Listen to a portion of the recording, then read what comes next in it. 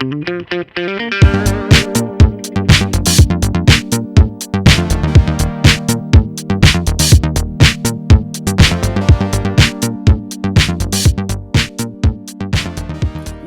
to Chalk Talk. We're the two teachers with today's timely conversation. Andy, there's nothing more foundational to our republic than checks and balances. It really is the foundation of how we make policy, but also how policy is shaped not just by public opinion, by elections, but also by the different interchanges between the branches. Andy, recently we saw a federal judge in Texas rule unconstitutional an act of the president. Last spring, President Obama ordered all public schools to accommodate more openly transgender students. A federal judge said, not going to do it.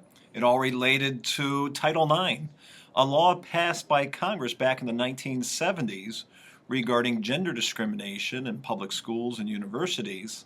Well, now the Obama administration has interpreted Title IX to also apply to gender identity. And Andy, then again in our home state of Illinois, there looked to be a popular referendum coming up on the ballot this fall that would readdress gerrymander abuse.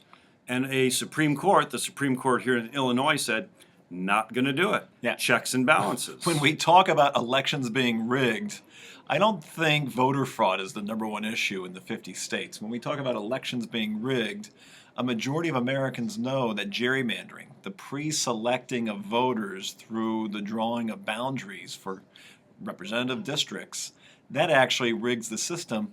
And yet, yes, in our own state, our own state Supreme Court said the voters won't get to decide on this issue. Andy, we always think that checks and balances is between branches, but in both of these cases, is there something about checking the will of the people? Obama's transgender policy may have had public approval ratings that are positive. Here in Illinois, we want gerrymander reform. The checks are on the popular will of the people. What do we call that? Well, we have this concept in a democracy, the rule of law, and also a Republican democratic republic.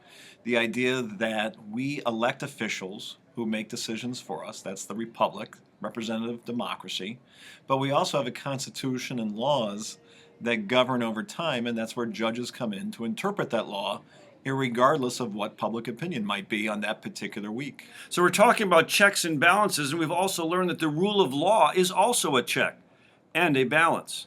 Say, this has been Chalk Talk, and we're the two teachers. Today's timely conversation with your two teachers. No fancy words. No fancy suits. Plain talk about issues you need to know. Just in time.